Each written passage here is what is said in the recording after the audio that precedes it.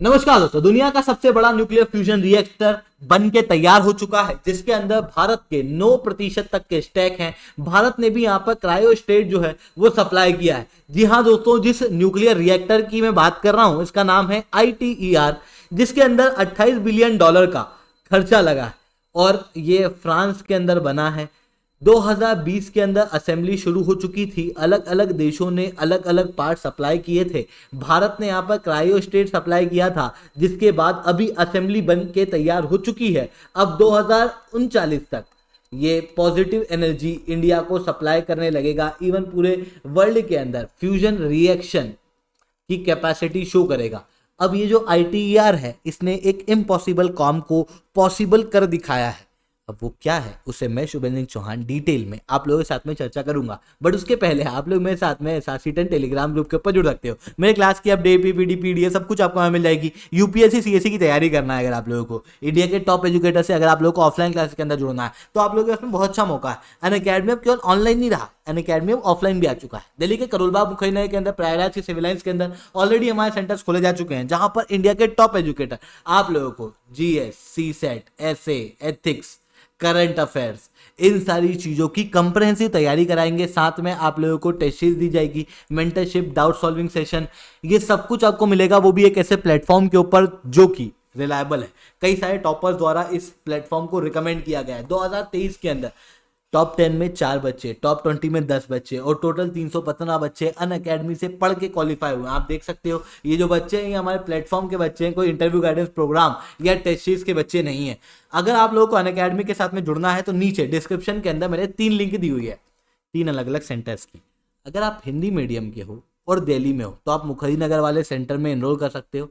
अगर आप English medium के हो, दिल्ली में हो, तो आप करोलबाग वाले सेंटर पे एनरोल कर सकते हो। और अगर आप प्रयागराज के अंदर हो, चाहे आप हिंदी मीडियम के हो, इंग्लिश मीडियम के हो या फिर UPPCS के बच्चे हो, आप प्रयागराज वाले सेंटर के अंदर एनरोल कर सकते हो। एनरोल कैसे करना है, नीचे डिस्क्रिप्शन में इन तीनों की लिंक मैंने दी हुई है। उस लिंक को फिल आउट करना, हमारी टीम आपको रीच आउट करेगी और कंप्लीट गाइडेंस आप लोगों को देगी। चलिए दोस्तों, अब बात करते हैं न्यूक्लियर फ्यूजन रिएक्टर के बारे में, ITER के बारे में। देखो, ITER ने ना एक असंभव काम को संभव कर दिखाया है। हुआ कुछ ऐसा है कि जनरली हम न्यूक्लियर रिएक्शन की बात करते हैं तो भारत कई सारे प्रोजेक्ट चलाता है, उनकी बात हम लोग कोई इस वीडियो के अंदर नहीं करते। आज अचानक से एक फ्यूजन रिएक्टर की हम बात क्यों करने लगे?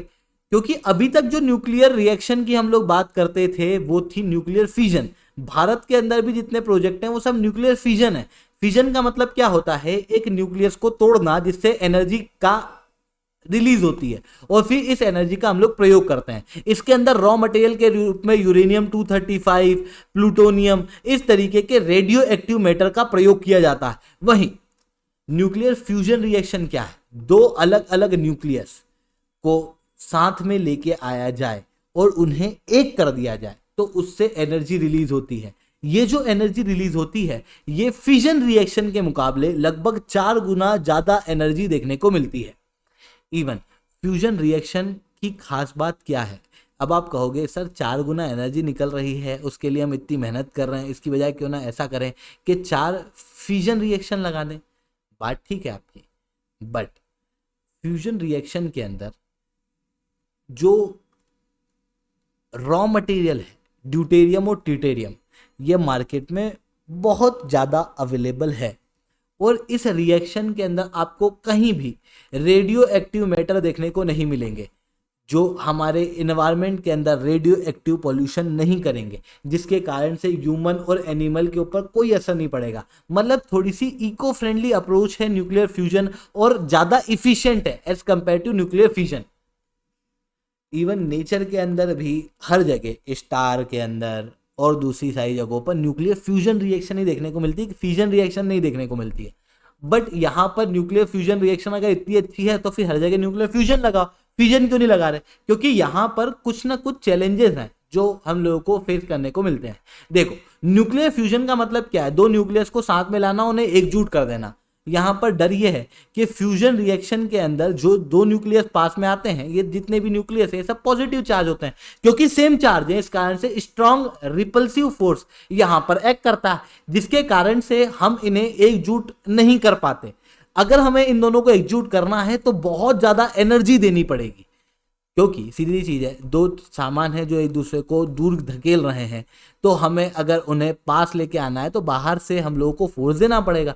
सिमिलरली यहाँ पर भी हम लोगों को बाहर से एनर्जी देनी पड़ेगी। इस एनर्जी को हम कहते हैं एक्टिवेशन एनर्जी।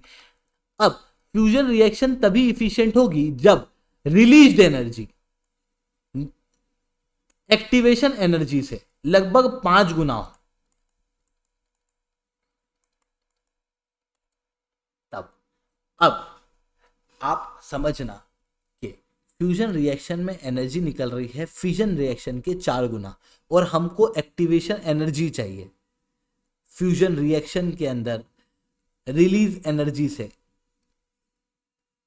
लगभग 1/5, जो दर्शाता है कि हमें लगभग इतनी एनर्जी चाहिए जितनी की फिजन रिएक्शन में चाहिए होती है। फिजन रिएक्शन में जितनी एनर्जी रिलीज होती है उतनी एनर्जी एक्टिवेशन एनर्जी के रूप में चाहिए होती है एक फ्यूजन रिएक्शन। ऐसी कंडीशन में स्टार वगैरह के अंदर यही एनर्जी ग्रेविटी के जरिए मिलती है। हाइड्रोजन बॉम्ब जो हम लोग बनाते हैं उसमें यही फ्यूजन रिएक्शन होती है, और इस फ्यूजन रिएक्शन को करने के लिए एक्टिवेशन एनर्जी फिजन रिएक्शन से ही कराई जाती है। अब आप कहोगे तो हम भी क्यों ना ऐसा कर लें कि इसी फ्यूजन रिएक्शन में फिजन रिएक्शन करा दे, तो फिर क्या ओवरऑल मतलब खत्म हो जाएगा। मतलब क्यों खत्म हो जाएगा? क्योंकि हमको फ्यूजन रिएक्शन जो करानी है वो इको फ्रेंडली तरीके से करानी है। ऐसी कंडीशन में ITER international fusion energy project जो है वो चलाया गया था, जिसका हेड था CERN यानी कि यूरोपियन यूनियन की न्यूक्लियर एजेंसी, और इसके अंदर कई सारी कंट्रियों ने भागीदारी ली थी। भारत ने भी 2005 के अंदर इस ITER प्रोजेक्ट के अंदर पार्टिसिपेट किया था, जिसके बाद यूरोपियन यूनियन के पास में 45% तक शेयर थे। वहीं China, India, Japan, south Korea, Russia और यूनाइटेड स्टेट्स, मतलब दुनिया की सबसे बड़ी मेजर पावर्स इस ITER प्रोजेक्ट के अंदर जुड़ी थी, और हर एक कंट्री के पास में 9% का शेयर देखने को मिला था, और हर एक कंट्री को जिम्मेदारी दी थी अलग अलग मटेरियल बनाने की, और फिर उन सबको असेंबली करनी थी। अब इस चीज के लिए हर एक कंट्री के बीच में कोऑर्डिनेशन होना जरूरी है, और उस कोऑर्डिनेशन को करने के लिए ITER ऑर्गेनाइजेशन बनाई गई थी।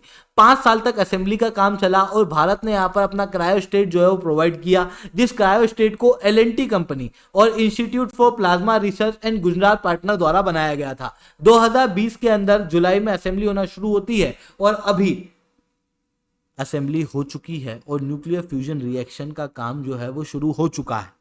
अब आप कहोगे सर तो यहाँ पर एक्टिवेशन एनर्जी हम लोगों ने दी कैसे? क्योंकि हमको तो बहुत ज्यादा मात्रा में एक्टिवेशन एनर्जी चाहिए। बिल्कुल सही बात है। यहाँ पर एक्टिवेशन एनर्जी के लिए क्या किया गया? ड्यूटेरियम और ट्यूटेरियम का एक मिक्सचर क्रिएट किया गया, और उसको high energy neutral particle beam यानी कि एक बीम ऑफ पार्टिकल से इसे हीट किया गया।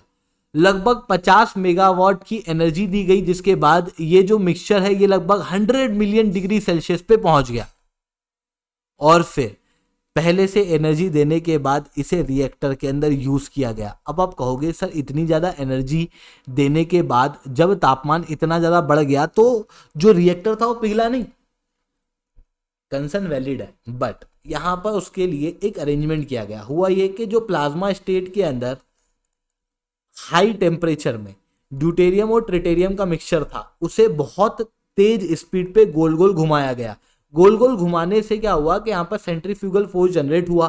साथ में क्योंकि ड्यूटेरियम और ट्रिटेरियम हाई टेम्परेचर पे होने के कारण, प्लाज्मा स्टेट में होने के कारण, यहाँ पर इनके प्रोटॉन इलेक्ट्रॉन बाहर आने लगे, जिसके कारण से चार्ज पार्टिकल क्रिएट हो गए। यहाँ पर इलेक्ट्रिसिटी जनरेट हो गई। इलेक्ट्रिसिटी जनरेट होने के बाद में यहाँ पर मैग्नेटिक फील्ड टोकामेक के अंदर जनरेट की गई, ताकि एक रिपल्सिव फोर्स क्रिएट हो सके। और ये मैग्नेटिक फील्ड बहुत ज्यादा स्ट्रांग थी। धरती के मैग्नेटोस्फीयर के मुकाबले 2,80,000 गुना ज्यादा पावरफुल मैग्नेट यहां पर लगाया गया, जिसके कारण से ये जो प्लाज्मा स्टेट के अंदर मिक्सचर है ये टोकामेक से टकराया ही नहीं, और टोकामेक से टकराया नहीं तो ऐसी कंडीशन में वो पिघला नहीं, और इस तरीके से ये रिएक्शन जो है वो चलती रही। इसी तरीके से टोकामेक रिएक्टर्स को कहा जाता है जो न्यूक्लियर फ्यूजन के अंदर काम करते हैं। अलग अलग कंट्रियों ने यूनिलैटरली भी बनाए हुए हैं, जैसे यूनाइटेड स्टेट ने अपनी नेशनल इग्निशन फैसिलिटी बनाई है, जिसके अंदर 1.9 मेगाजूल की एनर्जी इनपुट में दी थी और 1.3 मेगाजूल की एनर्जी जो है वो रिलीज हुई है। मतलब ओवरऑल रूप से नेगेटिव एनर्जी प्राप्त की है यूनाइटेड स्टेट ने। वहीं चाइना ने पॉजिटिव एनर्जी प्राप्त की है। चाइना का है ईस्ट, यानी कि एक्सपेरिमेंटल एडवांस सुपर कंडक्टिंग टोकामेक। क्योंकि मैंने आपको बताया स्टार में भी फ्यूजन रिएक्शन होती है, मतलब सन में भी फ्यूजन रिएक्शन होती है। इस टोकामेक के अंदर चाइना ने 17 मिनट तक 70 मिलियन डिग्री सेल्सियस तापमान अचीव किया था, जो कि सूरज के तापमान से लगभग 5 गुना है। जिसके बाद इसे चाइना का आर्टिफिशियल सन भी कहा जा रहा है। वहीं दूसरी तरफ साउथ कोरिया ने भी अपना शतार रिएक्टर बनाया है, जिसमें चाइना से ज्यादा तापमान तो अचीव हुआ पर केवल 20 सेकंड के लिए, जो बहुत ज्यादा फ्रूटफुल रहा नहीं। तो ये चीज हम लोगों को यहाँ पर देखने को मिली है। आई होप ये सारी बातें आप लोगों को समझ में आई होंगी। लेक्चर अच्छा लगा हो तो लाइक करना, लेक्चर बहुत अच्छा लगा हो तो नीचे ऐसा रिटर्न कमेंट करना। यूपीएससी सीएससी की तैयारी करना, इंडिया के टॉप एजुकेटर से ऑफलाइन क्लास के अंदर जुड़ना है तो आप लोगों का अच्छा मौका है। अनअकैडमी अब केवल ऑनलाइन ही रहा है, अनअकैडमी अब ऑफलाइन भी आ चुका है। दिल्ली के करोलबाग मुखर्जी के अंदर, प्रयागराज के सिविल लाइंस के अंदर ऑलरेडी हमारे सेंटर्स खोले जा चुके हैं। अगर हमारा सेंटर देखना है तो इस वीडियो को एंड तक देखना।